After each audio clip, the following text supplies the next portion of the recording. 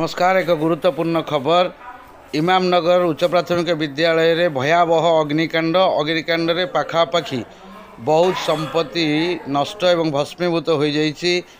गतकाली विलंबित राति रे कौन एक दुर्बृत्त विद्यालय परिसर भितर मध्यरात्रि सुधा अग्निकांड घटाई पाखापाखि पिलांकर समस्त पुस्तक दुईटी आलमीरा शिक्षण सामग्री बहुत जिनस अग्निकांड रे भस्मीभूत हो जाइछि।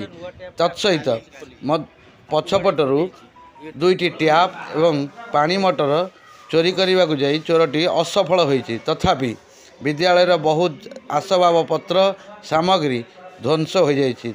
खबर पाई तत्क्षणात 49 नंबर वार्ड कॉर्पोरेटर तथा सीएमसी डेप्यूटी मेयर सुश्री दमयंती माझी पहुंची घटना को अनुध्यान करने सहित जगतपुर थाना को खबर दे जगतपुर थाना द्वारा तदंत जारी रही। बारंबार कही रखुचु जे अग्निकांड रे पिला मानकर समस्त बही पत्र ध्वंस हो जाइछि। घटनास्थल रे विद्यालय सीआरसी श्रीयुक्त रंजित गुरु मध्य उपस्थित अछंती। विद्यालय परिसर रे देखा जाउछि जे अग्निकांड रे पूरा दुईटी प्रथम एवं द्वितीय श्रेणीर समस्त बहीपत्र नष्ट हो सहित पिला माने बारंडारे बसी परीक्षा दौरान आग को आसूची नूतन शिक्षा वर्ष ता पूर्वर संपूर्ण पुस्तक नष्ट। अग्निकांडर आकलन किसी करा जाय नथिया बेले पुलिस तदंतरू गोटे केमिकल बोतल उद्धार करा जायछि। इमामनगर सरकारी प्राथमिक विद्यालय रे एभली एक अग्निकांड घटी विद्युत सामग्री सहित संपूर्ण पुस्तक भस्मीभूत हो जाइछि।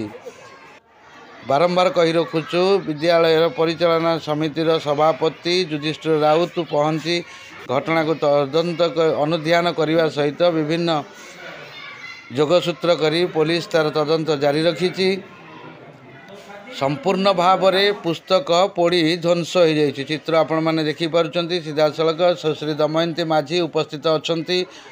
दमयंती माझी जे कि कटक सीएमसी डेप्यूटी मेयर अछंती। से 49 नंबर वार्ड मध्य कॉर्पोरेटर जहाँकि दुर्बृत्त झरका पटे डीआसील लगाई संपूर्ण भाव में बहीपत्र को पोड़ी ध्वंस कर एवं दीर्घ 80 वर्षर स्कूल इमामनगर भली ग्राम रे एभली अभावनीय घटना घटिबा एक आश्चर्य एवं आचंबितर कथा कि परोक्ष देखा जाइछि जे विद्यालय परिसर भितर एभली अघटन घटाइबा पछरे कहार हाथ बा षड्यंत्र थाई पारे बोली साधारण रे चर्चा होतिया बेले विद्यालय प्रधान शिक्षक जणाइछन्ति जे कोनोसी व्यक्ति एभली कार्य करिछि किंतु प्रकृत तथ्य एपर्यंत सामना को आसीनी।